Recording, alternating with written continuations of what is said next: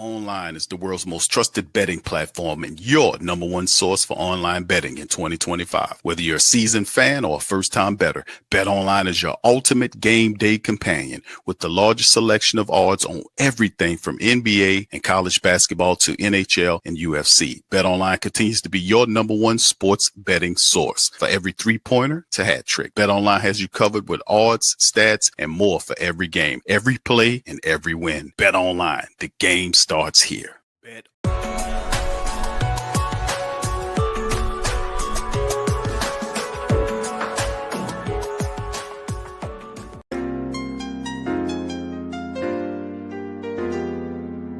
Yeah.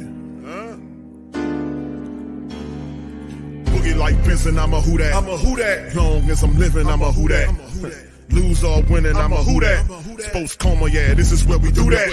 Where we do that, where we do that, where we do that, where we do that, where we do that.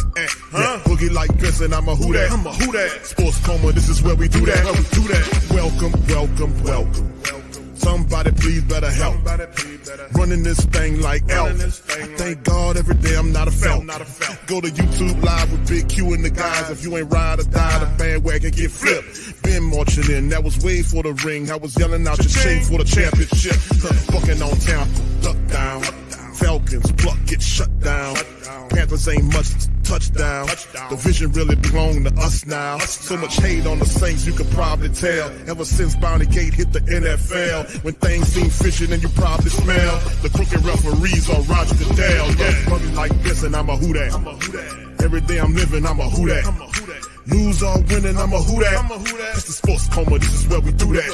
Where we do that, where we do that, where we do that, where we do that, where we do that. Boogie like this, and I'm a who that. It's the sports coma, this is where we do that. You're listening to the Sports Coma with Big Q and the guys on the PRO Media Network.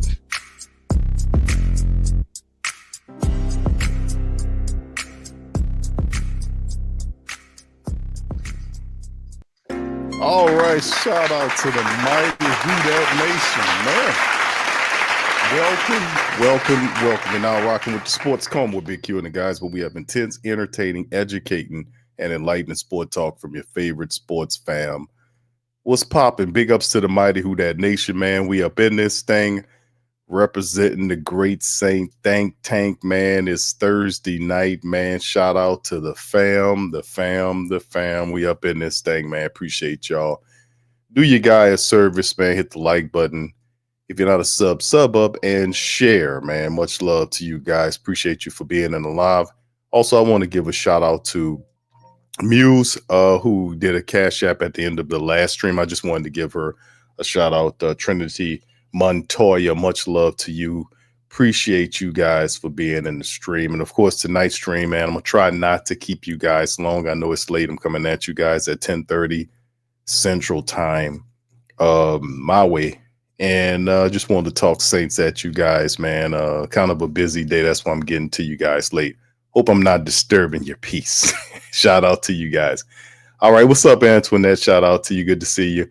Much love. OG Jerry is in the building as well. Good to see you. Shout out to my girl, Deborah. Much love to you, Queen. Appreciate you. Much love. All right, Muse. Shout out to you. Appreciate you as always. Chantel, big ups to you. Much love. Super Saints fan is in the building. Antoinette, shout out to you as well. Good to see you. Brother Wendell is in this thing as well. Good to see you, brother. Appreciate you as always. Much love to everybody, man. All right, Super Saints fan says, Big Q, I think Mickey trying to give Kellen something to work with in his first run as the head coach.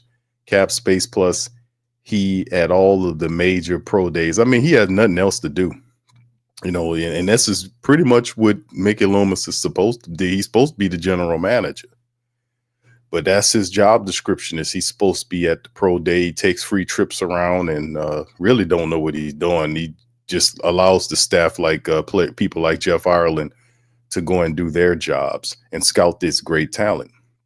And my only thing about the Saints with the scouting situation that occurred is that perhaps the Saints coming with Kellen Moore, there might be a philosophy shift insofar as the Saints are starting to look more in their own backyards. I think for a while the Saints have been severely undervaluing Tulane University, LSU, that's right up the road, and several of our really good, solid universal institutions here in terms of football. We have, for year after year, we have some of the best football. No disrespect to anybody else's programs, but talking about homegrown talent and people from the Louisiana community, the Saints should have a stronghold insofar as looking at the talent here. And year after year, you see a lot of the talent goes elsewhere, to Atlanta, to Carolina, and all these other places, and they come back and make it difficult for you. We often, under the Sean Payton era, we always want to run up that Ohio State all the time. With Kellen Moore taking over the team, perhaps some of the philosophy goes back to the SEC, like they were picking Georgia players like boom, boom, like it was a factory. Perhaps this could be something we would be enticed to do with Kellen Moore, looking back at that. So perhaps that could be something we can look at doing, man, looking at these pro days. But yeah, he's doing what he's supposed to do. The cap situation is a very good too, Super Saints fan, man. You're absolutely right. That's why I got it on screen. According to over the cap, it's over $30 million. And that's because of all of the reworkings of everything. So it's basically just reworked it, freed up everything. Because the conservative estimations, I talked to about you guys with this prior to all this happening, was the estimations conservatively was between $15 to $20 million in relief. The Saints then beat that by $10 million. But, there's a cost. There's a cost.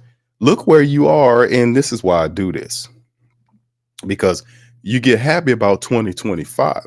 But remember, you have to be able to be competitive and smart enough to win now with the resources, because the Saints are not a bottomed out, burnt out unit. They're not.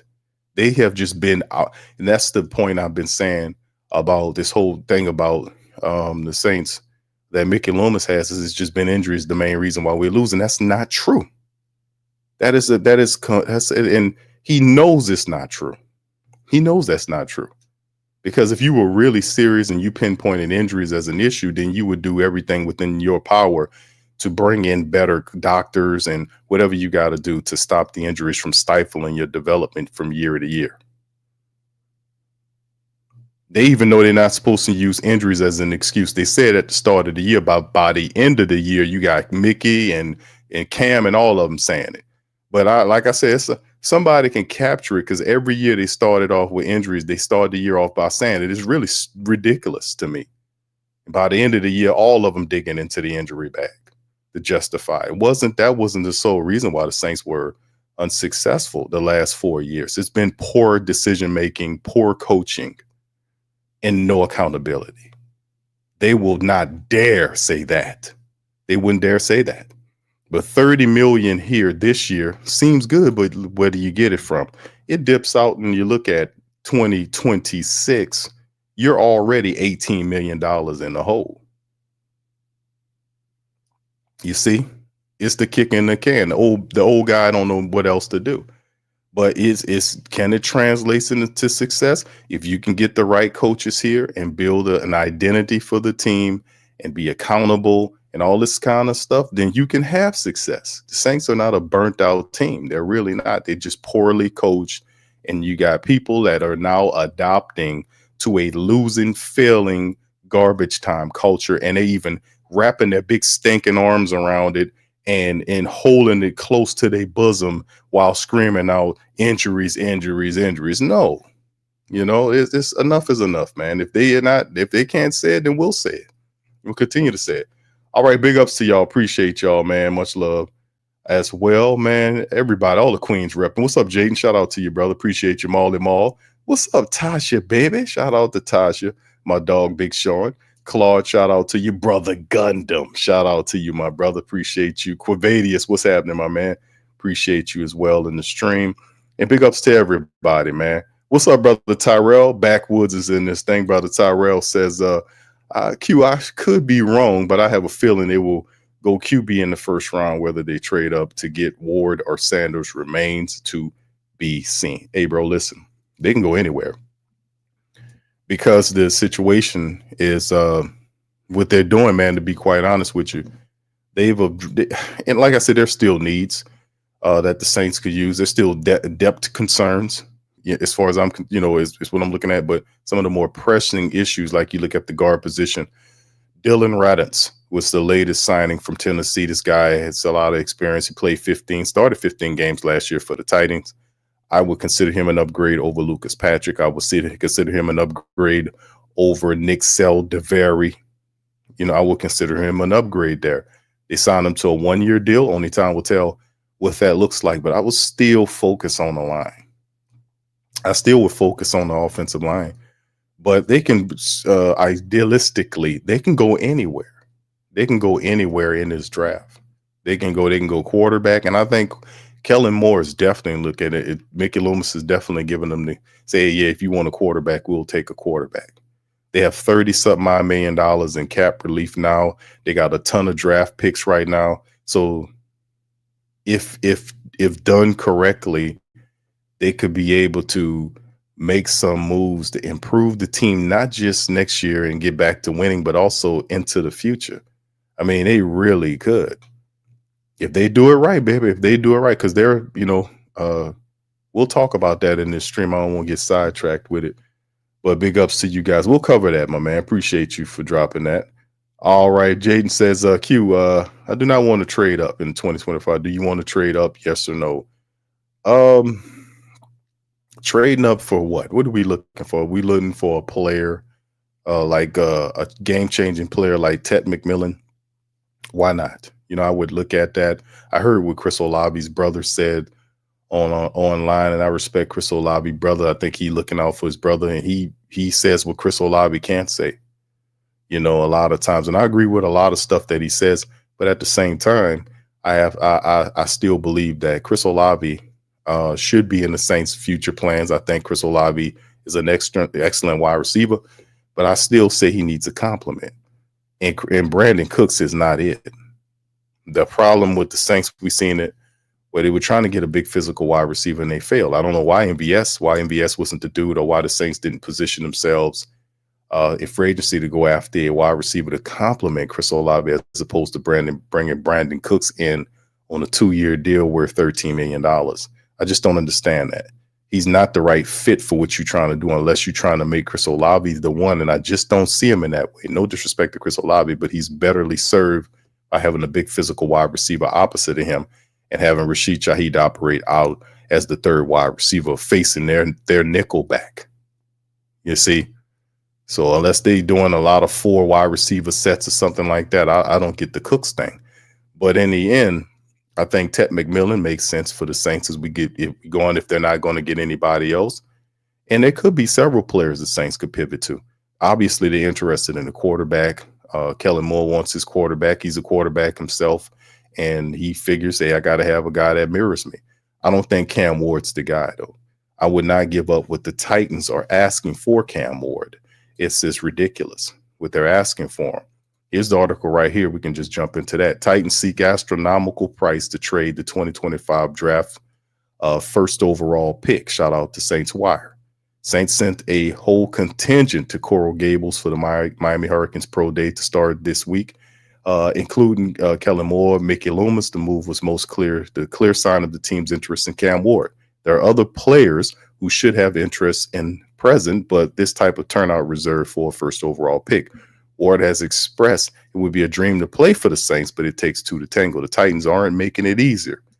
Speaking with 1025, the game on Nashville Thursday, Yahoo Sports senior NFL reporter Charles Robinson said the Titans are looking for 3 first-round picks or something of that value just to move back to 3rd overall with the Giants. That seems extreme, but the tax for a franchise quarterback and a first overall pick can inflate the trade value. Are you willing to submit 3 first-round picks? A lot of people saying, hey, Q, let's throw Derek Carr in there. They don't want Derek Carr. They don't want Derek Carr. They don't want Derek Carr. They want some picks. This is a team that wants draft value, and they want 3 first-round picks. I am not giving up 3 first-round picks for Cam Ward. I like Cam Ward a lot, but I am not surrendering 3 first-round picks for Cam Ward. Let's see what Shador does. Because like I said, Cam Ward is good, but for a while, Shedeur Sanders has been ranked over him. And the only reason why Shedeur has slid is because he did not participate in the wretched NFL combine. He did not compete. He did not participate insofar as throwing passes and all that. Now, he did interview. He did talk to people. But at the end of the day, he himself did not throw passes and all this kind of stuff. He didn't do the physical stuff. And that is the reason why he dropped, which he shouldn't have dropped, because it's not like, okay, we don't know what he can do. He did that because he understood that I have 4 years of film. You know exactly who I am and what I can do. I've given you 4 years of football for you to investigate, study, and all this kind of stuff.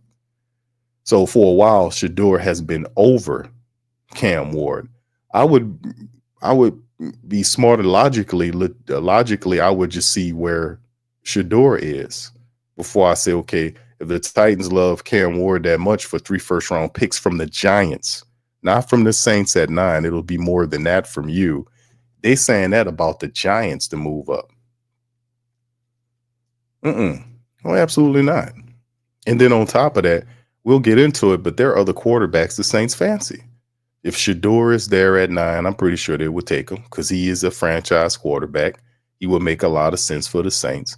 He has the leadership ability. He can throw every pass. He's smooth. He's intelligent. At times, he tends to kind of hold on to the ball and study upon something. But you got to, as a quarterback coach and a quarterback, you can work with him on that. But he is in the mold of a franchise quarterback. And then the third guy, obviously, would be Jackson Dart, who would definitely be there. So it's a question mark of Cam. It's a question mark of Shedeur, but it's definitely a Jackson Dart will be there at 9 if the Saints see him. Now, the only question is, do you take Dart at 9? Is that too high for Dart? And Dart's winning over a lot of people. But people say, Q, let's trade this guy. They don't want Derek Carr. They don't want Derek Carr. They don't want that. A lot of people know who Derek Carr is. They don't want Derek Carr. They don't want his price tag. They don't want his price tag. The word is out on Derek Carr. Like you had the last couple of years, the word's out on they don't want Derek Carr. They don't want Derek Carr. And people are not in there wrong to feel the way they do about Derek Carr. They're not. They really aren't, man. Now, all the name calling and all that, I'll leave that to them. But I get the frustration. $150 million and you're not even close to sniffing the playoffs, that somebody got to take that pressure. We know it ain't going to be Mickey Loomis. But anyway, 3 first-round draft picks for him is absolutely not something that we want to look at. We'll see what Shedeur at, and if Shedeur is not there, you'll look at Jackson Dart. Either one of those guys will be good players for you. It's levels to it. But at the end of the day, the Saints are definitely looking at everything. So let's kind of move into it, man. To get going into some of this stuff here. And hold on, let me see if I can pull this up first here. This is one, and there's a couple articles. Shout out to a guy, Kyle Mosley, and his team over there. And y'all just hit y'all questions. I'm going to get to it as soon as I can. Saints showing serious interest in 21-year-old superstar. Saints have a chance to add some superstar talent. And it says Saints were with Kellen Moore and I, the team coach, more quickly after the Super Bowl, has already been pretty busy in the offseason, has shown no inclination to rebuild, and instead has doubled down on the roster. The Saints have minimized turnover and added other pieces as well, Justin Reed and Brandon Cooks. Saints have been busy, but will, handle how they'll handle the draft. Will Moore look to an offensive weapon at 9? Could the team look at adding a defensive player like Will Johnson? All those options are open. I mean, they really could do the best player available approach depending on the draft board that Jeff Ireland and others have constructed. They could really do that. At 9, you can get a really good player. You can get a starting level offensive lineman. You can get a starting, a really good Ted McMillan if you want him. The question is, would I move up Jaden for one of these guys? I would move up for one of them, bro. I would trade up a little bit to see if I can. If Ted McMillan is within a couple of picks from me, and he slid down, I would go get Ted McMillan. That's a game changer right there. And that'll electrify your offense, push Chris Olave to the position and Rashid Shaheed and all this. That would electrify your position there. Now, if guys start falling down there, I think he'd be, if I think about it, he'd probably be the only guy that I would go up there to bring here, because Saints need some more firepower offensively speaking. If you cross-reference the transactions between what we've seen defensively and offensively, you can see that the defensive definitely got more work, got more love than the offense. The only other really offensive move that you could talk about that is really of impact was the Dylan Runnels signing. Signing Dylan Runnels could put him in position. He should be the starting guard there, because what's his name? Seldaveri is come on. Seldaveri he can't stay healthy. He should be a backup at this point. You got a guy that has 4 years of NFL experience. He's still relatively young. He's a young offensive lineman, more of a kind of a run guard than pass guard, but you could be worked on. He should be penciled in at that other guard position. But like I said, it's he's the only significant. Well, I ain't gonna say significant. I don't want to make anybody feel smaller than what they are. But when we talk about in reference of players that have impact as starters, Runnels is the only guy there you can look at out of all of the signings that the Saints have brought on, in terms of, we know Brandon Cooks, what he's going to do. But as far as the offensive line, Dunnett, and then the rest of those guys like Jake Stahl and Velus Johnson Jr., and those are backups. Those are depth guys, right? But in terms of impact guys to the offense, not too much. You could talk about Justin Reed and all these other guys, but the offense still needs some work as well, in my view. But inside of this article, KTVB sports director out of Boise shared that the Saints running back coach Joel Thomas traveled to Boise to get a look at Boise superstar Ashton Jeanty, and the two went out to dinner on this past Tuesday. So what level of interest do the Saints have in former Boise State running back Ashton Jeanty? Joel Thomas traveled up there to take a look at him and for the pro day, and they went out to eat dinner. So, I mean, they'll be doing this with a lot of these players. And listen, I think he'll be, well, it could be, because a lot of rumor reveals is saying that the Raiders are looking at him. He could end up with the Raiders, and he'll be phenomenal with them. As you know, Geno Smith is now there. You got Pete Carroll there. So to get a featured back like Ashton Jeanty, he might not be there. The Las Vegas Raiders could possibly have pilfered him. The Patriots look a little different now. They added Stephon Diggs to go along. So what are they looking like? Could they also be in the mix for him, or do they go to the offensive line? So things kind of change a bit. So I don't know if Jeanty goes to the Saints at 9, right? But still in all, this is the due diligence that the Saints do every year when it's time to go out and start meeting some of these guys. But like we talked about and covered, especially on Patreon, fam, it's a ton of really good running backs in this draft.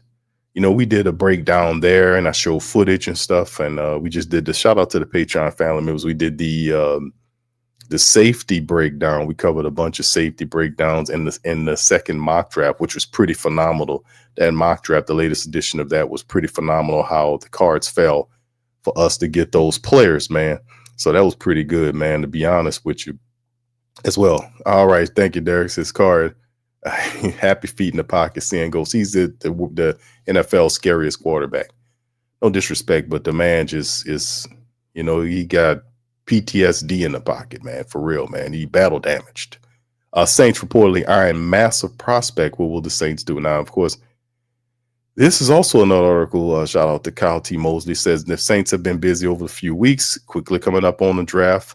Kicking off in Green Bay and Wisconsin on April the 24th. The Saints have the 9th pick in the draft and has been one that has been talked about the most. Will the Saints take? Who would they take in the first round? Could it be an offensive player like Tyler Warren or maybe Shedeur Sanders? What about a defensive guy like Will Johnson or Michael Williams? What about that? Who knows this? Who knows? One guy that he says the Saints reportedly were checking in on is offensive tackle Charles Grant out of William and Mary, according to Nick Underhill. Shout out to Nick Underhill. The Saints were at William and Mary yesterday checking out Charles Grant, the offensive tackle. Now he's 6'5", 300-pound plus, got a massive wingspan there. And he said he's been talked about pretty much. And and this is another thing Saints could do it good is looking at these small school prospects. They find them. Josiah Izrahim is another. You know, we find these small school prospect offensive linemen that we come in and try to gear them up. He's a guy who hasn't been talked about that much, and he mentioned him as the 9th ranked offensive tackle prospect in the ESPN's class. 41 games at the left tackle position. Quick, long arms, change of direction well. He's a pass blocker. Rod speed rushes past the quarterback and mirror defenders who try to cross his face. Cran is strong enough to anchor. Use big hands to lock out. He played zone-heavy scheme in college, and joining a similar system at the next level will lead to an easier transition. That's what we want. We want to pick up players, kind of the inside thing, that wherever you go to look at some of these players, you always want to make sure you have players that fit, that fit the scheme, of have some familiarity with the scheme that you're running, or they have a high IQ. They're known to be a high IQ high IQ player rather, who can pick up very fast. Because like I said, you're on the clock. You draft these guys and you got 3 to 4 years to develop them and have them to have an impact on your team. And, that we've kind of lost our way with that. Here's a few tweets right here from Nick Underhill, just kind of run through this thing. The Saints were visiting with Tennessee players, running back Dalen Sampson and defensive tackle Amari Norman Lott. So they're doing their due diligence. The Saints are everywhere handling business. As far as that concerned, they're expected to have many of the top people at the Ole Miss Pro Day. This is tomorrow, where Jackson Dart will throw, and also you have Trey Amos, and there'll be several other players from Ole Miss that'll be there, but there'll be a lot of people in the Ole Miss Pro Day looking at Jackson Dart. This is where I think the Saints' future at the quarterback position reside, without you having to give up anything to go and get him. Why him? Why a quarterback? Kellen Moore wants a quarterback. That's very obvious, and the energy around there is that they're looking hard at some of these quarterbacks. I don't think Cam Ward is going to be the guy. Shedeur Sanders, possibly, depending on where he slides to, but definitely Jackson Dart. He will be there unless somebody just says, "Land, we got to have him." But at 9, I really do think he'll be there. The only question is, do the Saints see him as a 9th overall draft pick?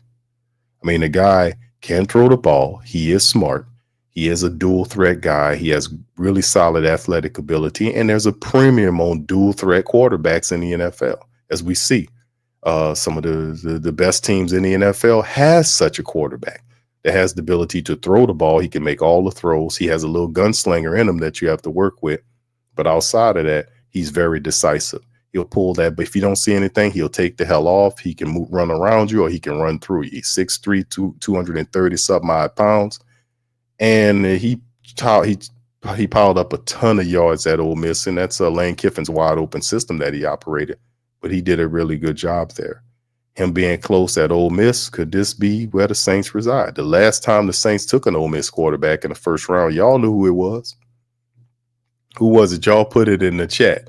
The last time the Saints took a Ole Miss quarterback in the first round, baby. Could you imagine the skinning and grinning that old fella gonna be doing if that happens, right? You'll see that he'd be doing a lot of skinning and grinning. But yeah, this is where I think the Saints logically might land if they're looking for a quarterback. This could be the guy. I mean, we'll know when April comes around. Also, like I said, man, we talked about that. Shout out to Nick Underhill. He did mention the fact that the 6'5" massive tackle Williams is there as well.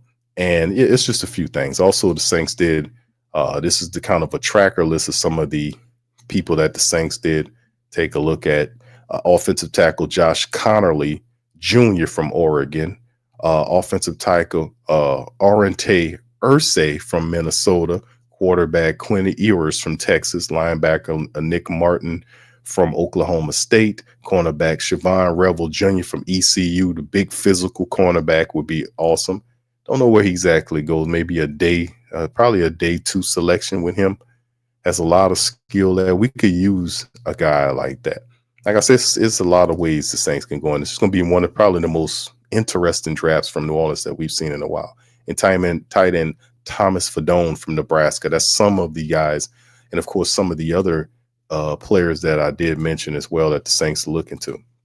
All right, here's also right here. Shout out to my guy Ross Jackson. He had a really good article on LouisianaSports.net. If y'all don't know about his site, check him out. He writes good articles over there.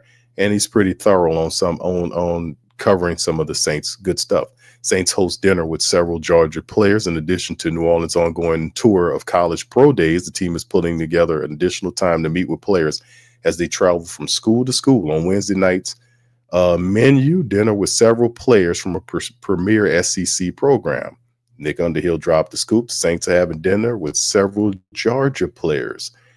And this happened yesterday. Among them was defensive end Michael Williams and wide receiver Arian Smith, and several of the very talented players that the Georgia team has. Now, like I said, Kellen Moore is a guy that comes from the Philadelphia Eagles. The Eagles have made it a point to pinpoint and draft Georgia players. They have several players over there that they drafted over the last couple of years who are impact players for them, that have helped them in their run to the Super Bowl. Could some of that philosophy fall on Kellen Moore in looking at Georgia players? Could that be the case? I mean, it's worked for Philly, right? And obviously they've done a good job. Could they kind of steal some of that philosophy? Smith, on the other hand, is a lighter receiver. He's about 6 feet 179. He ran the fastest 40-yard dash in the combine at 4.39. He also has outstanding explosive metrics, a 38-inch vertical and a 10'7" broad jump. That's pretty good.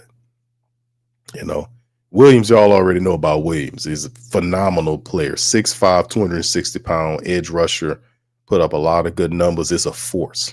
Could never go wrong with that. But like I said, at some point, the Saints have to kind of move past guys like Cam Jordan and all this kind of stuff. Cam, and I don't think he gives you, I mean, in terms of his, I don't know. At some point, we have to get people, defensive players that can get after the quarterback, because your defense ain't going to really be anything if you can't pressure the quarterback into mistakes and get after him.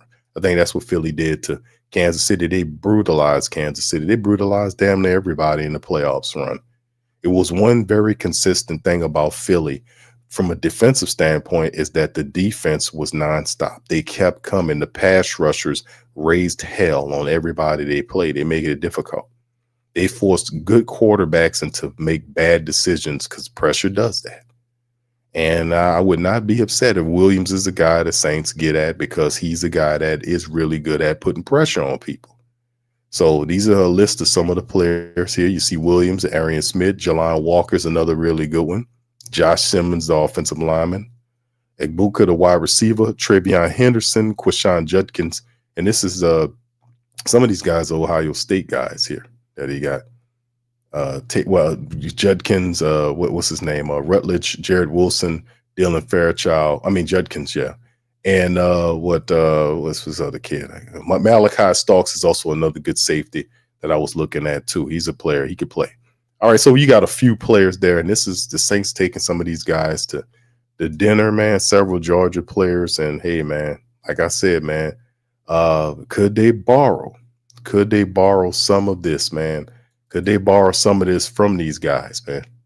Could they? Because I know they had Judkins in there because he's in several players from Georgia and a few other guys from other places. Judkins is the phenomenal running back for the Ohio State Buckeyes. Him and Henderson are really two really good running backs right there. And even though Judkins the Saints might be looking at running backs like a Genty, like, man, listen, man. Y'all, we showed it on Patreon. If you take Quishon Judkins from Ohio State and put him in your offense, the dude is awesome, man. I love his tape. I think the only other running back, and there's several really good ones, the kid from North Carolina. I think the tape that I really like the most is the kid from Arizona State, Scatterbo. Love how he runs. He runs like with a chip on his shoulder, 5'9", 200-something odd pounds. Catches the ball. He just is a spark plug. But I love what Quishon Judkins does. So the Saints they're in the right room if they're talking to those type of players, to be honest with you, man. So that'll be pretty good. And of course, we did make mention of the fact that Ashton Genty, the Saints running backs coach Joel Thomas, did go and have dinner with him. And of course, here is the Saints depth chart currently in terms of the running back room. Elvin Kamara is the starter. The backups are Kendre Miller, Jordan Mims, Clyde Edwards-Helaire, and Xavier Valladay.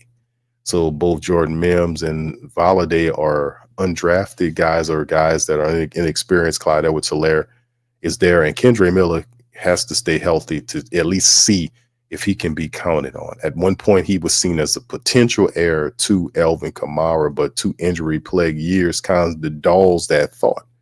And then the next thing is, as you go into year 3, could he stay healthy? That's the question. The question if Kendre Miller is not about talent, we know what he can do when he's healthy. It's not the talent, it's the ability to stay available. That's the thing that's really kind of hitting on him. So that might force the Saints to look at guys like Judkins or these other cats that's out here, man. Like I said, I wouldn't be mad at that at all, man, to be honest with you, because they got a lot of really good running backs in this draft that are just phenomenal, man. You guys will love Judkins. You'll love the kid from North Carolina. You'll love, what's the other guy? Like I talked about, Cam Scatterbo. There's Martinez from Miami. There are quite a few running backs that really could tear it up. So anyway, man, let's keep it moving, man. And I think that's pretty much all the latest stuff I got for you guys in terms of that. I don't want to carry it on too much further. I gave you the breakdown. But once again, going to that fact that the Saints have all of those draft picks, they still have $30 million in cap. A lot of people thought that they were clearing movement so they can be able to trade Derek Carr or release him or something like that. And I've been saying I just don't believe that, because that's not what Mickey Loomis wants. The only way Derek Carr gets out of here is when his contract expires. And when they read him up and gave him this and read up his money, and then his dead cap hit at $70 million or $69 million, might as well round it to 70. you stuck with him. Who gonna trade for that? What fool gonna trade for him? You had a chance to get from up under him, and ultimately it did not work. All right, Black Preacher Man, thank you, sir. Shout out to you. He says, what about cornerback? He says, what CB lost both starters we had for 3 years? He says, what CB, bro? I kind of understand. He says, what about cornerbacks lost both starters we had for 3 years? Oh, you talking about Paulson Adebo and Marshawn Lattimore? What about the cornerback position? Okay, I got you. Thank you, bro, for that. I want to say thank you very much. Picking me up, bringing me back to this world. Yeah, the trade. You trade. Boy, that cornerback room looks different, don't it?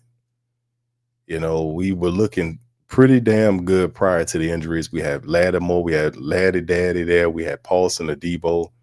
We had Alontae Taylor there. The cornerback room was looking good. And then within a little bit of time, we trade out Lattimore, contract situation. Paulson Adebo, he goes to the Giants on a fat deal, and now you're down to Alontae Taylor and Kool-Aid McKinstry and Yidam and Ugo Amadi and Rico Payton.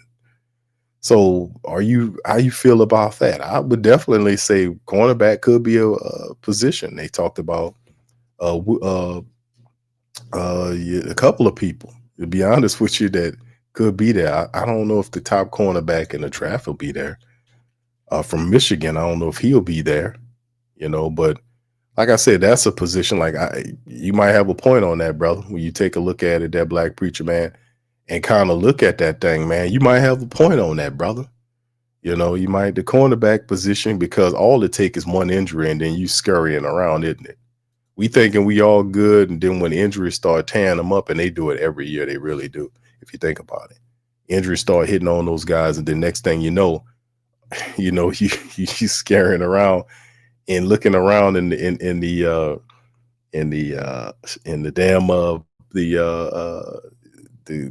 pool, in the practice squad players.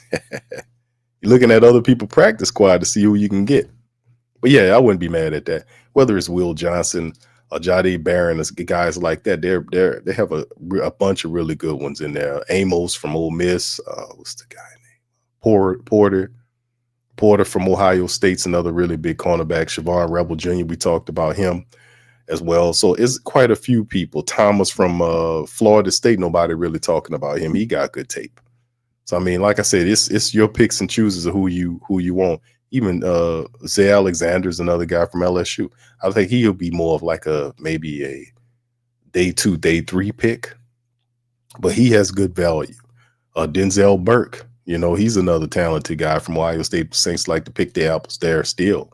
I mean, but yeah, the cornerback position, man, you can always pick at him. If Will Johnson's there, man, or Jahdae Barron, these are really phenomenal players, man. These are game-changing type defensive backs to have that. And of course, Will Johnson is a big physical cornerback, so he has the size that you would like. And Jahdae is not as big as him. He's a little smaller, 5'11", but he won that award for the best cornerback in college last year. Jahdae Barron did out of Texas. And they had a now rock solid secondary, man. They were really sticking the pain to those guys. Thank you, Black Preacher, man. Hope everything going good with you, my brother. Much love. Thank you.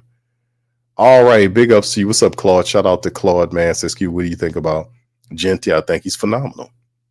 A game changer. I don't know if we'll end up with him. That's the thing. I think somebody else probably will end up getting Genty before we get him, bro.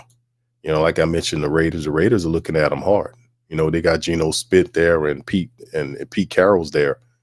So he's going to need a do-it-all running back. And why would you not, you know, if you them, why would you not reach to Ashton Genty? Why would you not? But like I talked about, it's a bunch of other guys. And Hampton's not a Genty. A Genty's awesome. Omarion Hampton is phenomenal. But there, like I said, it's a lot of really good running backs, man. So many really good. DJ Gittens. I forgot to mention Gittens. I forgot to mention Caleb Johnson. I forgot to mention, what's the guy name? What's his name? I mentioned Judkins. Judkins is one of my favorite. Neal, Devin Neal from is it Kansas? I think it's Kansas that he's from. It's a few guys, man. It's actually pretty. Martinez for later on. So it's a bunch of really good players that's out there, man.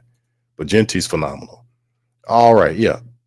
Yeah, Gundam says he loves the kid from, the running back from LSU. Yeah, we'll see where he goes, man. Very talented as well. Had a good pro day. 504 Cole says, Q, I believe a Cam Ward thing could be smokescreen. I believe we really want Shador. I agree with that, bro.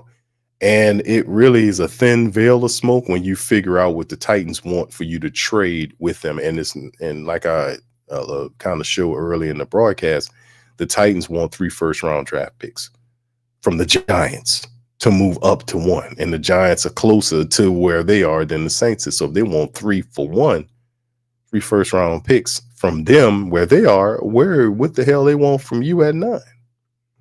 So no. And like I said, if it came down to the 2, if I had an opportunity I would pick Shador Sanders. I would. No disrespect to Cam Ward, but realistically speaking, Shador has been ahead of Cam Ward this entire time. And like I alluded to say, the only reason he jumped ahead of him is because Ward did what they wanted him to do, and Shador did not. That's the reason why they got him up there, because nothing changed. Shador, it wasn't a big gap in between the talent, but Shador was always ahead of Cam Ward. He was always ahead of him. You watching him the whole season long, he was always ahead of him until the combine. I'm like, what happened? Did he get hurt? No, he didn't get hurt. He just didn't participate, and that's their way of punishing him for that. All right, Lewis says, I don't see it in Dart, not over Rattler. Well, that's a Kellen Moore, commentary, bro. Not really surprising, is it though, Lewis? You have had a different offensive coordinator over the last 3 years, and every time each offensive coordinator selects their own quarterback. When Pete the Rat Carmichael was running things, he took Laughing Boy from Fresno State. What's his name? Jake Hayner. When Clint Kubiak, the doll Clint Kubiak, was running the team, he took Spencer Rattler from South Carolina. And now with Dougie Nussmeier running the team, his offensive unit, and Will Kellen Moore over the squad, they'll take their guy. And like I said, I think Shador Sanders, excuse me, if he's there at 9, I think that would be a good move. If not him, Jackson Dart. They're looking at Jackson Dart hard, bro. Just putting that out there. Yeah, that's right. It's Archie. If that's what I'm saying. The last time the Saints took a quarterback, it was out of Ole Miss in the first round. It was Archie Manning. He was talented. They just didn't build a team correctly around him. What's up, T Dirty? Shout out to you, my brother. Appreciate you for being in the stream, man. Much love to my dog, T Dirty. Big ups to you. What's up, Slim? Shout out to you, man. All right, big ups to y'all, man. Appreciate y'all, man, being in the stream. Dominic says, you see the 6'7", 200-pound wide receiver that ran the 4.2. What's his name? What's that guy? Put his name in the chat, bro. You say, Brenton say you heard, Brandon say you heard Cleveland Browns trading for Dak Prescott. I don't believe that, bro. That might be some lying going on there. Chantel says, not from you. It's probably a bad rumor. Chantel says, Q, did you see that crazy contract Myles Garrett got? That's insane. Yes, indeed. But, you know, he was saying that he wanted to get, he was saying that he wanted to get out of he wanted to get out of Cleveland. And the only way to keep him in is you got to pay him. Got to pay me to stay, baby. And they paid him, too. They gave him a handsome contract. And now y'all happy. All that losing didn't go away overnight. But the money appeases the losing, I guess. I don't know, man. It's crazy. Marley Mall says Moore is tied to Carr this year, so he needs to realize that. Yes, indeed, man. Yeah, each year we've seen this over and over again, fam. Over the last 3 years, this has been the thing. What's up, Mad Drummer? Shout out to you, fam. Appreciate you as well. All right, Professor. What's up, Professor? Professor says, Sam, yeah, from running back. Yeah, we talked about him. The Saints looking at that kid. He's actually pretty good, man. Yeah, Dale and Sampson. Yeah, from that. He kind of diminutive though, bro. He's a little guy, but he got a lot of spark to him. You know, he had what is it? Yeah, I know he had a bunch of touchdowns there. You know, like 20 something. I don't remember how many he had, but I know it was in the 20s in terms of his touchdowns, his rushing touchdowns. I think it was like 20 something. He was on the map.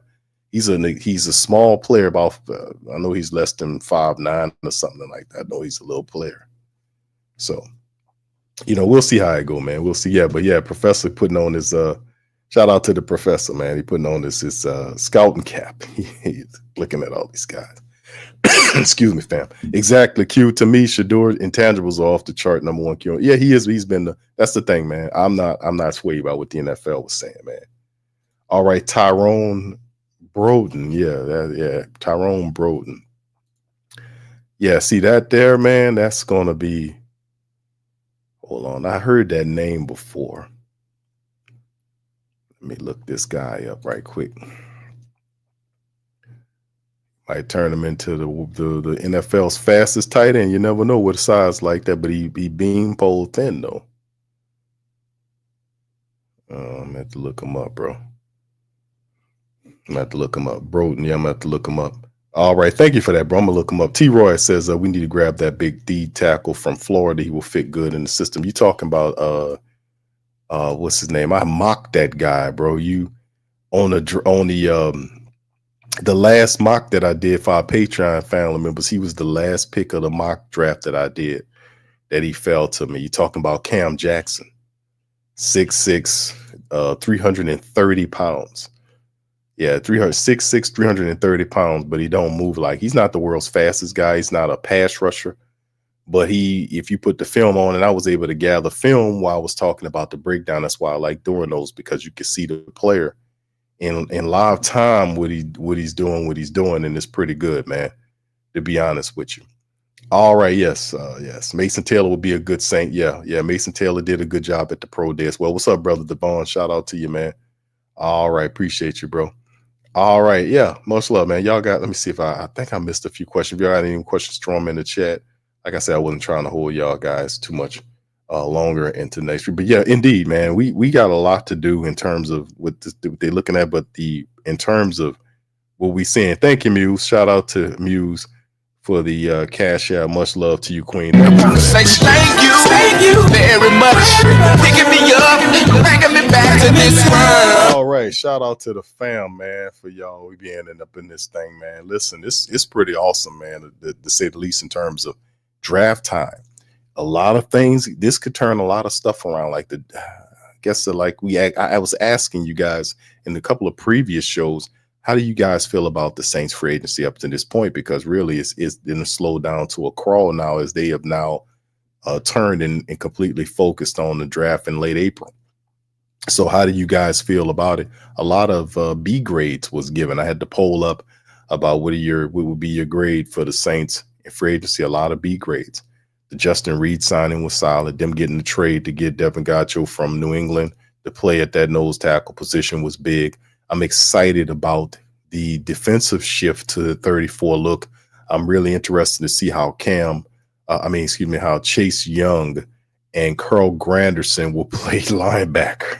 I'm looking forward to seeing that. And also how the Saints will build the 3 men up front. We know Devin Gotcha will probably be the interior tackle, but who will be the other guys? Should it be Cam Jordan? I would even say that I would prefer Brian Bresee on one side, and if you kept Bing Saunders, let Bink play the other side and put Cam on the bench.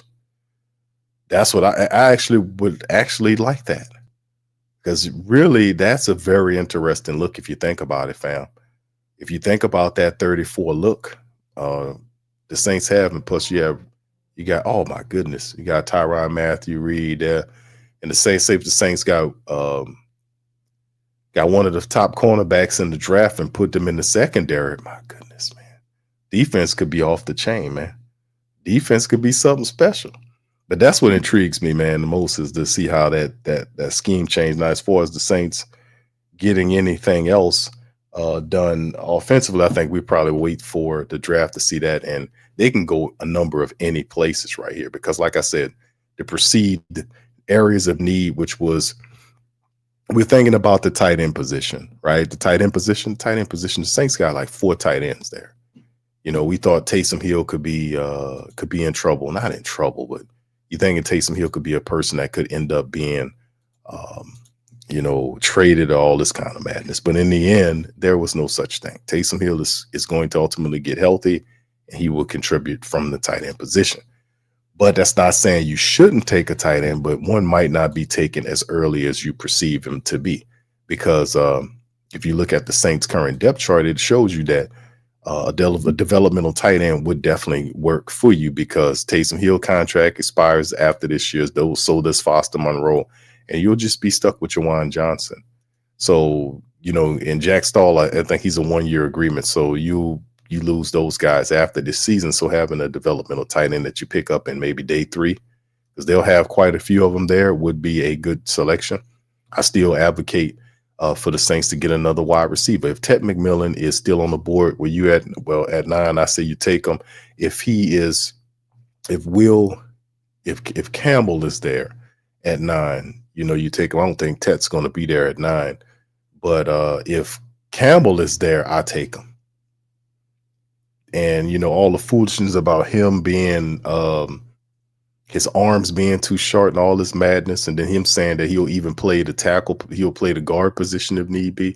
If Campbell is there, you take him, because you whether you kick him inside or outside, that guy will play for you for 10 years. So building, we still need depth on offensive line. We still could use a playmaking wide receiver, futuristic quarterback. I like Spencer Rattler, but Kellen Moore might want somebody else. Right. So offensive line is still a thing. So I want to say probably this will be kind of looking more offensive than defensive, maybe more offensive picks than it. Being the Saints have so many draft picks, they can probably trade some of these picks and move around and get guys that they want. I don't see them trading or drafting every one of these draft picks. I can see them having some movement going on as well. So, yeah, like I said, we got the depth chart up there. So, running back of the future could be a thing. If Kendre Miller can't stay healthy, then what happens? So how do you feel about Velus Jones? I forgot to mention Velus Jones along with the rest of the runners because he's listed as a running back, even though the Saints will be using him in different areas. Still a little shaky on our wide receiver room. I think we're more top heavy there than what we need to be. The offensive line depth needs to be improved. And perhaps from a linebacker standpoint, we need to start, we need to perhaps look at the next linebacker in the draft to replace Demario Davis, who is going after this year. We'll have safeties, family. How about Xavier Watts from Notre Dame in day 2? Or in day 2.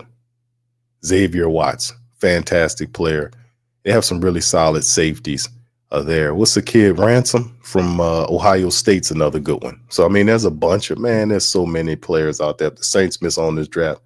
Y'all go find Mickey Loomis and get a spike back and a bat and go to work on them. That's what I tell you, baby. Go to work on them. Mad Drummer says, I'm gonna be honest, Q, I think the draft is gonna have a major plot twist. LOL for the Saints. Okay, but tell us what the plot twist is, my brother. Let us know. Let us know on that joke. 504 says, you think that Cook's move was made because Olave's trade is imminent? I really hope not, Brandon. I think I want Chris Olave to stick around. I like Chris Olave. I just think the Saints need to do him right. I know that there's some friction there between him and Derek Carr because Carr, he a guy that he wants to be cool with you off the field, but when the game gets going, he'll betray you. He'll blame you for routes that's not, he ran the wrong route and you actually was the one that threw the wrong pass. You see what I'm saying? He did that. So how let's we come to the house and let's pray and let's eat steaks and all that shit when the game happens. See what I'm saying, man? The people they don't remember none of that, man. They don't remember none of that, man. Chris Olave, of course Chris Olave don't like him. He threw him that hospital ball. And like, oh, well, that's just, that's a regular NFL pass. And quarterbacks came out and says, nah, man. No, you supposed to look out for your quarterback. How he didn't know that? Why he didn't take that? Originally, later on, he took the blame because the pressure came. Then he was forced to. That's not a leader. That's not a leader. You don't hang, and that's what I'm saying about the guy. Ball placement. I think the guy is it's just I don't see him improving because he's not real enough to look at his mistakes. Man, you gotta look in the mirror, man. If you want to change, really change, you cannot be afraid to look in the mirror. You gotta look in the mirror. You gotta own it. That's when the change happens. You gotta own it and say, hey man, that's on me. I did that. It's on me. That's self-improvement when you recognize your own errors without people telling you. That guy don't do that. He don't do it enough. You're nobody's leader if you can't do that. You blaming him for running the wrong routes and dude, what did you do? What? No. So yes, is some dislikeness right now. He gave him a hospital ball, had him carted out of there on a cart to a hospital. I know he wasn't trying to kill him, but at the same time, you've been in the league for 12 years. You know not to put that goddamn ball there. But in the end, that's why I say a lot of people and that's why you don't hear from him. You don't hear from Derek Carr. Since he redone his contract, all this stuff that happened with the Saints. You ain't heard not one hide of hair from him. Not one high. He's supposed to be the team leader, for goodness sakes. You hadn't heard anything from him. And listen, if you did, you probably wouldn't want to hear from him. You're probably right on that. So I'm going to just leave it right there. Just leave it right there. Because you're probably right. Now, damn well, Q, you don't want to hear from his ass. Yeah, you know what? You're right. You know what? You're absolutely right. I don't want to hear from him. But I don't know, bro. I don't know. The Cooks move don't make sense unless that could be a possibility. Him on being on the trade block. Because to me, I'm like, this don't make any sense. Brandon Cooks, right? You got Rashid Shaheed. You got the speed component there. You need a big wide receiver with speed to complement Chris Olave. So I mean, it does make sense if that is indeed the truth. But I hope they do not trade him. I just hope that if they perceive this as they're looking at running 4 wide receiver sets, but you give them $6 million, $13 million for 2 years to do it. So we'll see, bro. All time will tell. It will tell. What's up, Young City? Shout out to you, man. Appreciate you. We'll see, fam. I hope it's not the truth, man. I really don't, because I like Chris Olave. He should stay the summation. All right, Chantel says, Q, I know with the second pick under Tennessee, Cleveland is locked on drafting Shedeur Sanders. Are they? Are they locked in on him?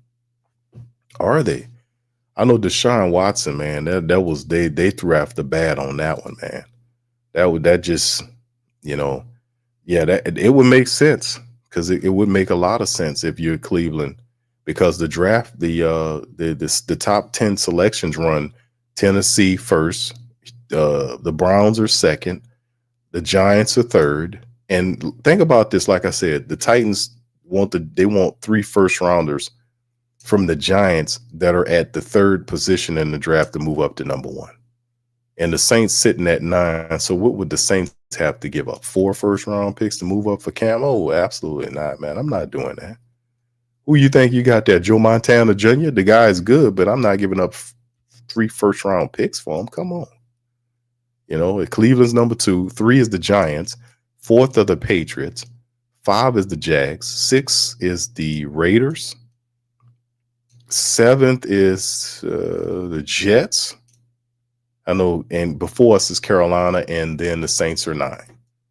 And I care not who's 10th. I think that's Chicago.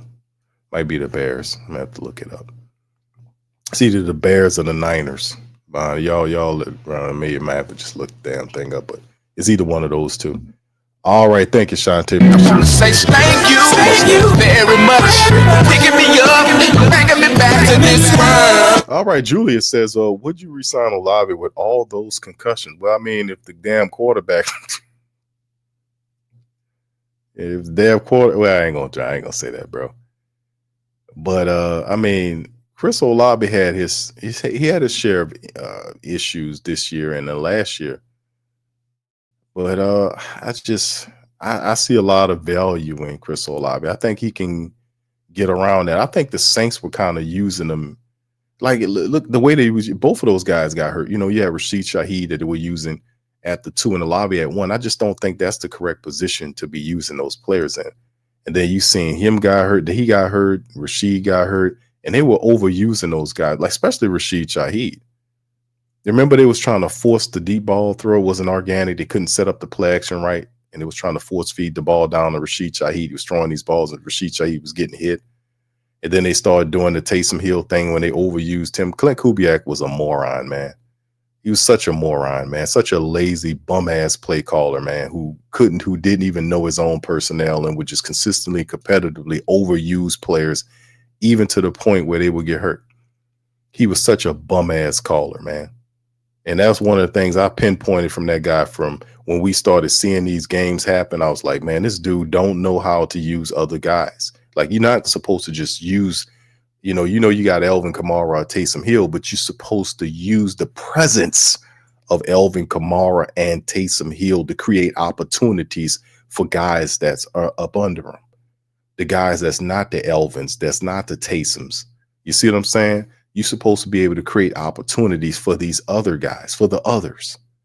Decoying Elvin, decoying Taysom or Chris or these other guys. They work together because the mindset and the idea is you can't guard all of them. You don't have enough players to guard all of them. So you basically, what I'm telling you is from an offensive standpoint, pick your poison because you can't stop. You're not going to be able to stop this guy back here or this guy over here. So pick your damn poison. That's the point. That's the bottom line. But we didn't get that. We got 2 games, and then when they figured out what he was about, it was crap for the rest of the year. And that's the thing. You cannot overuse these players. You have to be able to use them in unison and harmony to be able to feed off of each other and create opportunities for each other. You can't do that kind of garbage. But we did, and that's why we wasn't so successful. But let Mickey tell you it was injuries. Saints for Life says Olave is probably on his way out. His name has been in multiple trade talks. That's not good. Olave contract is up in 2026. Saints paying him 18 to 20 million. Oh, yeah, this is a good point. Saints for Light and Julius mentioned concussions and the fact that his contract up and the fact that his brother is on social media being unhappy. And I'm pretty sure Chris Olave would probably tell his brother to shut up if he wasn't telling the truth. So he's obviously he kind of voicing some frustrations of his brother. You know what I'm saying? That's how I look at it. Because I wouldn't know you if it wasn't for that other man. But if you're talking like that, I'm pretty sure if he didn't believe in that message, he would have told you to stop doing that. So obviously, whatever this is what he's saying is some truth to it. It's a lot of truth to it, and I believe him. So you guys could probably have something there. Me personally, I like Chris Olave at the right price, and hopefully he can stick around. But you might have a point on that, fam. And that would make some sense. While Cooks is back here again. And that would make a lot of sense. That would make sense if Chris Olave was a guy that they're looking at trading on, and that would make sense. That would make sense. That would definitely make sense. So you guys, I appreciate y'all dropping that. Yeah, Julius says trade him. All right, thank you, Julius. He's damaged goods. All right, brother, thank you for that. Tyrell says Q. Carr is a quality backup masquerading as a starter. He has no pocket presence. Doesn't try to progress through his reads and is a check down machine. I'm over that dude. Everything you said deserves a hand clap, brother. I'll give you a round of applause for that. All right, give that man a round of applause there because He ain't lying. everything he said was 100% true. Let me hit the button on that. Talk, boy. Absolutely, man. Everything you said was 100%. And people that like Derek Carr, look, don't get it misconstrued, man. You just have to watch the film and don't watch highlights. Go back and watch entire games like the last 2 years of Saints football. You'll see everything what Brother Tyrell is saying is true. Now, the 150, like I said, man, that's the main thing that got him hammed up is he got $150 million contract and your team ain't even close to the playoffs. And I think he feels it with Dennis Allen. He felt safety because Dennis Allen would have did everything he can to protect him. But with a new quarterback, a new coach here, you don't have the same loyalty. The guy only accepting you because of the only guy believing him is the general manager. You might have a few players on the team that like him, but you got to earn the respect of these guys. And winning, it earns you respect. Getting paid $150 million and you pile up a bunch of losses. I think he's a couple of wins over 500 as a starter. That's not what we wanted this money to go for. We wanted to be competitive. So at the end of the day, man, he doesn't go through his reads. That's why he checks the ball down, because if you don't progress, you don't look at all of your options from left to right, spanning the field. If you don't look at your options, you're going to check that goddamn ball down. That's why you're checking the ball down. You're not going through your options. You're looking at half the field and you're cutting your options in half. That's what's going on. And he consistently does that. That's the thing that floors me about Derek Carr's game is Derek Carr refuses to progress. And when he does do it, by some miracle, he makes a decent pass that surprises you. I mean, like, damn, that was a good pass, Derek. And then he comes back and do the same bullshit he did, Look at the whole field. That's what they tell these quarterbacks. He doesn't do that consistently. If you watch the tape, he hikes the ball and starts staring left the whole damn time. You got guys over here running and running his little life away trying to make he breaking it down. You know what I'm saying? Shook the guy out of his shoes. He got he guarded by one dude. Ain't no safety support over there. Derek Carr standing over here the whole time. It happened all the time.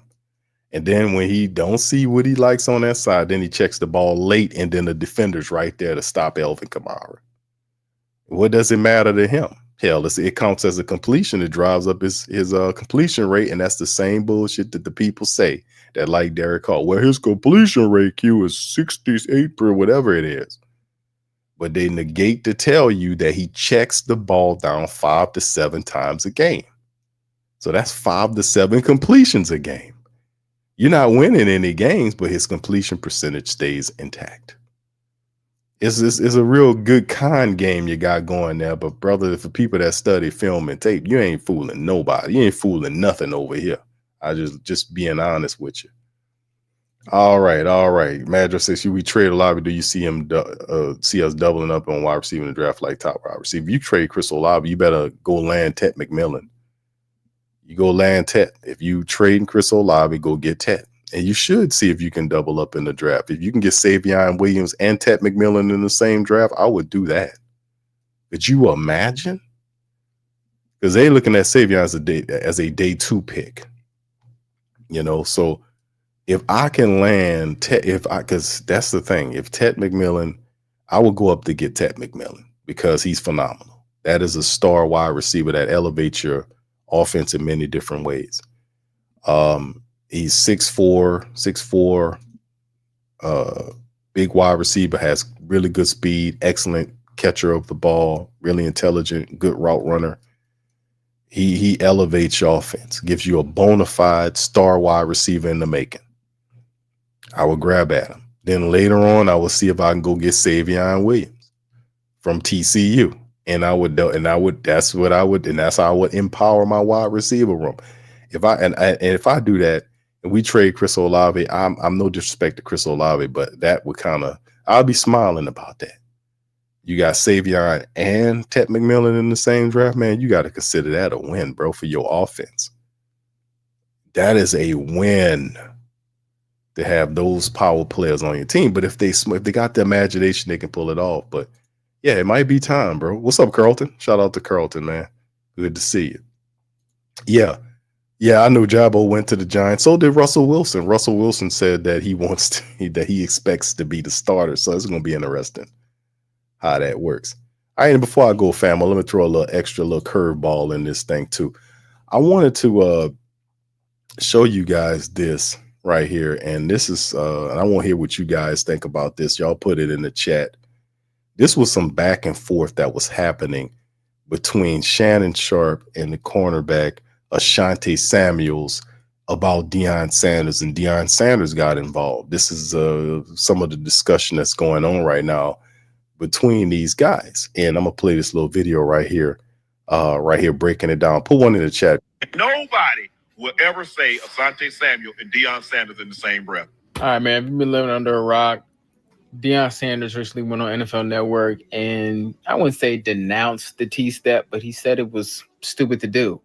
And Asante Samuels has responded, who is known for the T-step. And then he proceeded to post their career stats next to each other to show a zone cornerback, not really a man-to-man, and a shut-down man corner.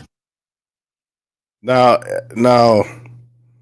the idea of this intrigued me because Deion Sanders is Deion Sanders.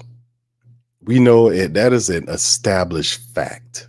It's not brainwashed because I heard what Asante said. I'm going to finish playing the rest of this in a minute, but I'll be urgent to hear y'all takes on this about this. But this is very interesting because Asante Samuel was a very good cornerback for a long time.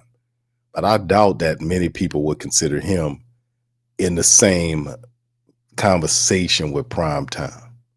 That was just Prime Time is just another level. But the stats are interesting, and that's what Asante Samuel is attempting to do. He's attempting to jar the discussion about, putting stats next to stats. And this is what he did. Now he says, now here's your yearly reminder. Now let's hear the excuses. Hashtag pick six, hashtag T-step king. He said, Deion Sanders, that's 188 games, 53 interceptions, 5 playoffs interceptions, 2 Super Bowls. Asante Samuel, 153 games, 51 interceptions, 7 playoff interceptions, and 2 Super Bowls. So it's very, respectful or, very interesting stats that you put there. But at the same time, man, does that change your vantage point on who's the best? Now let's finish it up. He did not stop there.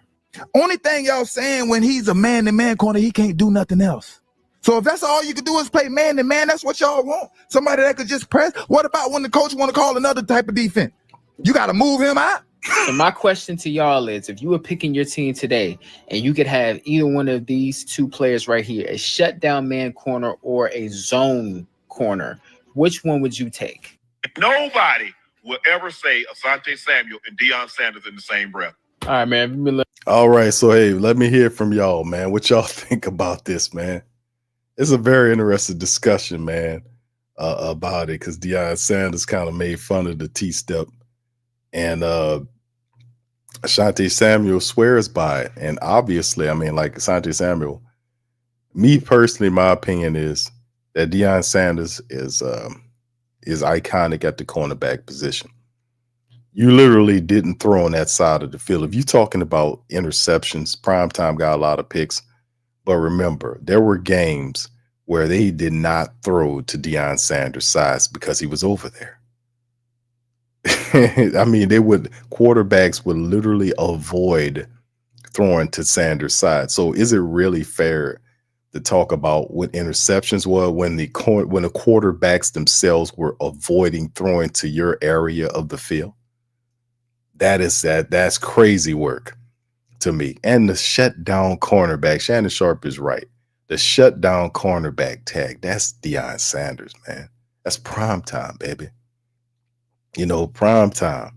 I mean, he like I said, he's saying his brainwash, all this and that there. Hey, bro, listen, man. You it's different levels, and I think it feels disrespected that he's not considered one of the top cornerbacks up there. But you might want to go aim a little lower, brother. You might want to go talk to, he going right at Deion Sanders, man. You might want to have an argument with Eric Allen or somebody. You don't go argue with no prime time, man. He did that all for talent. And what prime time was saying about the T-step is he didn't need to do that. He got right up there, and he had God-given ability. Is what Deion Sanders had. He had God-given ability. He didn't have to play off you and walk up and back, all this kind of stuff. He got right there, and then you take off. He running right with you, and then he had an extra gear or two when he needed to turn it on to go get that ball. Because what Deion Sanders would do, he would bait those quarterbacks. He got bored out there and would bait them. He would let the quarterback think that the wide receiver was getting the best of him and beating him, and then he'll just kick into an extra gear and run and go get the ball. That's what he was doing out there when he got bored because they wouldn't throw into his side. So, I mean, it's a very interesting conversation. I don't think it's not nearly in the same stratosphere. Let me see what y'all say about it, man. All right, Saints for Life says Q, Tyler Warren or Savion Williams. Damn, that's a tough one, man. I would go with Savion, though, bro, because you can use Tyler Warren in different ways. But Savion Williams, I would have to say him, bro, because he was lining up Savion Williams was lining up he was throwing touchdown. He was throwing QB passes. He was operating like a running back, a wide receiver. TCU was having him all over the field. His no disrespect to Tyler Warren, I think Savion Williams could see the field a lot faster than Tyler Warren. We kind of loaded at that position. Would be a good futuristic pick, though. All right. Saint for Life says Deion shut down his side to feel Ashante isn't the same players. Thank you, bro. OG says Q, with the schedule release coming soon in May, how many primetime games do you think the Saints will get next season? I hope none. I don't know, bro. The Atlanta game is going to be, anytime we play the Falcons, it's always must-see TV. So we'll obviously get a couple of games against the Falcons because the ratings are always good. And we might get a couple games, OG. I don't anticipate a lot. But then again, you never know. They'll start off, and then, they have that flex scheduling that kicks in later on in the year. So if they start doing something, they'll flex the Saints if they hitting on something. So we'll see, bro. He says, yeah, just give me a noon or 3 p.m. game Sundays, no Thursday night. Yeah, I know it disrupts things. I hear you, OG. I'm with you on that, bro. Keep it simple. All right. So yeah, let's see. Lewis says, I always felt the man coverage specialists are the best. They can easily come inside in a pinch, but you don't want to ask zone guys to go man too often. That's a good point. Saint for Life say corners that shut down his side of the field, you're not going to get stats for that. So it's the same. Ashante wasn't a shutdown corner. Good player, just not the same. Yeah, I think he's a little insulted that people not mentioning it. LM saying Saints could have signed Sanders, but he balked at the Saints. Offered, you talking about Deion back in the day? The Cowboys gave him a fat check. He walked right past the Saints. Saints were never serious about pursuing those guys. They always did the kind of the cheap man thing.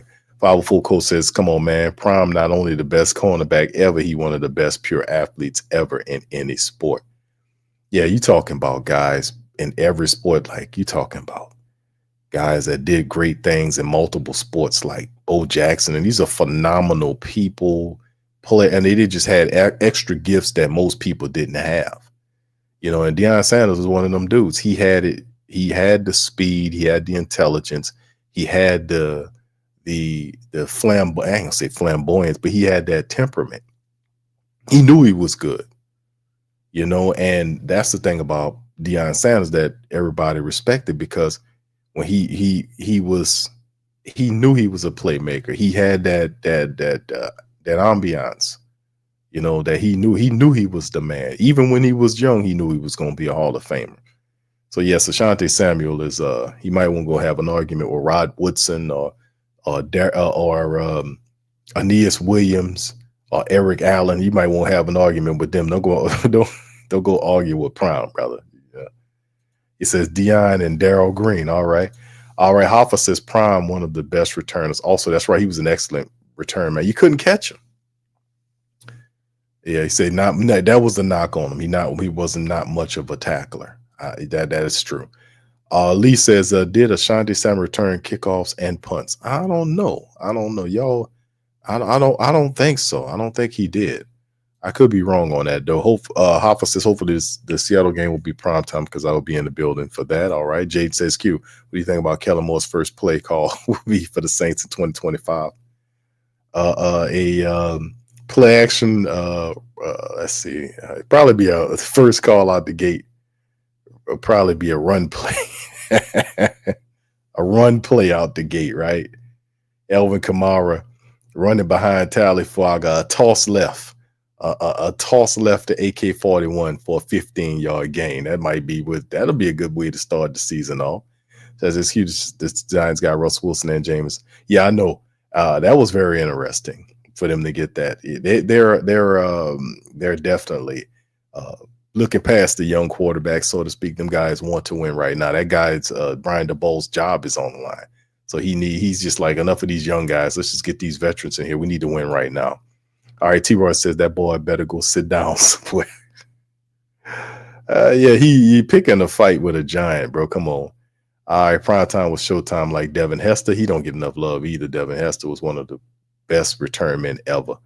LM says Saints offer Sanders 4 years, $60 million, a lot of incentives. Yeah, he chose the Cowboys. Yeah. All right, we have to address linebacker room as much as we love DeMario. He's getting old. I agree with that. Jade says, Q, do you think Kellen Moore will be one of the best offensive coaches in the NFL one day? Yes, I think he will be. He has the temperament. He's a natural at it. I mean, a lot of people talked about his skyrocket to success and being a coach's son and understanding offensive principles. He visualized the game a lot different. A lot of the people that surround him see him. So him becoming a head coach and the youth, he got all the time in the world, man. A young coach like Kellen Moore and the right money and the people behind him being patient, man, he could be something special. And also, like I said, I got to give the Saints some credit because they did go outside of the norm in terms of hiring this guy. He's not from a Sean Payton tree and all this kind of stuff. So, that deserves some respect. Hoffa says, damn, Tech won. Yes, indeed. Saints for Life says Deion was starting right field baseball player while he was playing football. He was. Yeah, he was. He was playing for the Braves, if I'm not mistaken. And he went from the Braves to the Reds. Am I right here, y'all? Y'all let me know in the chat. I'm going simply off of memory here. But yeah, he was. But if you look at what Deion was to football and baseball, and what you look at a guy like Bo Jackson did it too. Bo Jackson played for the Raiders and the Royals. And Bo Jackson was phenomenal in baseball, and he was phenomenal in football before that injury ripped him down. So yeah, these guys were awesome people. I mean, players, period. T Dirty said, I think Kellen Moore will be better than, anybody would be better than Dummy Allen, bro. The possum, the human possum. Anybody would be better than him. Kellen Moore, that's a total opposite energy. Like, he's a youthful coach with, and I talked about vibrancy. I talked about innovation. That's one of the things I talked about. And he'll bring that. But it's just a matter of what vision the team has, because it's not going to be a walk in the park. He's never done this before as a head coach, so he would have to fall down a few times. He might have a couple of losing seasons here before he figures it out. It depends, what we got going on here, because like I said, man, it depends on the vision. Like, you start this season, now you just give them about $30 million. You're $18 million in the hole for 2026 already. And it'll be more once the rest of the contract numbers come through. You're already almost $20 million in the red for next year. Just like that. So you sold the future for the present. So hopefully the Saints, when you do something like that, that puts pressure on you to win right away. When you do that, when you mortgage the present for it's just ridiculous. But in the end, we'll see what they got going on. I don't know. We'll see how it all ends. Okay, he says you had Braves in the. Okay, good. Yeah, I remember. Saints for Life says only player in sports history that played World Series and NFL games. he was that dude. Indeed, bro. People forget about the great Bo Jackson, man. Bo Jackson was off the chain, man. He was an excellent player, man. Before that injury took him on up out of here. But anyway, listen, fam, we're going to get ready to get out on that, man. I appreciate all y'all for being in the stream tonight. I thank y'all, man, for all the fantastic things that y'all are doing. All right. Shout out to everybody, man. 504 Code, OG Jerry, Slim, T Dirty, Chantel. Thank you for the super chat. Appreciate you, Black Major, for that as well. Much love. Everybody out there, much love to you guys. All right, I'm gonna get ready to get on up out of here, fam. Listen, I'm gonna holler at y'all on the next stream. Do me a service. Please hit the like button, hit the subscribe button. Also, feel free to share the show on your social media feed and help us out by checking out our sponsors, Mint Mobile, T. Chinley, and Betonline. Links are in the description section below to help fund the platform moving forward. And just articles like this one here with the Deion Sanders thing. We're going to be testing stuff like that more for our TSC Unleashed segments that we'll be bringing around. We'll be talking about things outside of the Saints stratosphere that are still also entertainment and sport related. But love to get some of you guys' response on some of these other things that's going on in the fantastic world of sports and entertainment around us. A lot of crazy stuff going on. I'd like to hear from you guys about. So with that being said, I'm going to get on up out of here. Y'all have a fantastic rest of your night and a beautiful Friday to get your weekend started, baby. I'm going to holler at you on the next one. Much love. Who that to you? Peace. Yeah. Boogie like Benson, I'm a who that. I'm a who that. Long as I'm living, I'm a who that. Lose or winning, I'm a who that. Sports coma, yeah, this is where we do that. Where we do that, where we do that, where we do that, where we do that, where we do that, Boogie like Benson, I'm a who that. I'm a who that. Sports coma, this is where we do that. Where we do that. Welcome, welcome, welcome. Somebody please better help. Running this thing like Elf. I thank God every day I'm not a felt. Go to YouTube Live with Big Q and the guys. If you ain't ride or die, the bandwagon get flipped. Been marching in, that was way for the ring. I was yelling out your shame for the championship. Bucking on town, duck down. Falcons, pluck, get shut down. Panthers ain't much touchdown. The vision really belong to us now. So much hate on the Saints, you could probably tell. Ever since Bounty Gate hit the NFL, when things seem fishy and you probably smell the crooked referees on Roger Goodell. Yeah, Buggy like this and I'm a who that. Every day I'm living, I'm a who that. Lose or winning, I'm a who that. It's the sports coma, this is where we do that. Where we do that, where we do that, where we do that, where we do that, where we do that. Boogie like this and I'm a who that. It's the sports coma, this is where we do that. You're listening to the Sports Coma with Big Q and the guys on the PRO Media Network.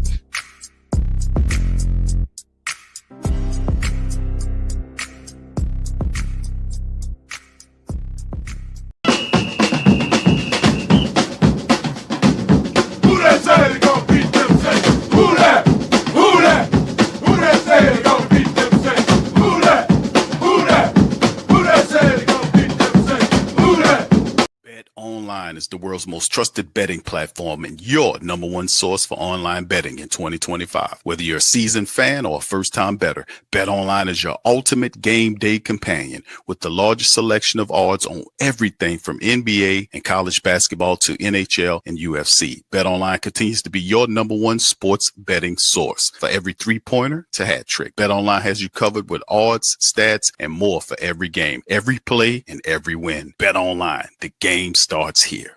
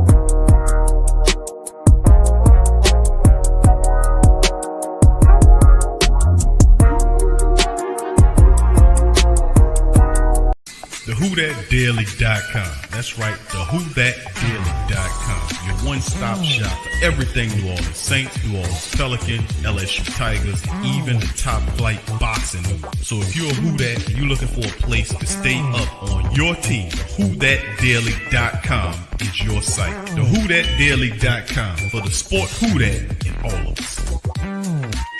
That's right, the Pro Shop is the platform store where you can go and buy all the latest merch to support the platform. Available at the Pro Shops, we have dozens of hundreds of products available for you and your family. Unisex tees for men and women, hoodies and sweatshirts, tank tops, kids and baby items, long sleeve tees, mugs, pillows, wall art, bath bedding, face masks, phone cases, stickers, bags, fanny packs, socks, hats, and many other items. Please feel free to check out the Pro Shops. The link is in the description section below. And remember, it helps the platform continue to grow. Check out the Pro Shop and Who That too.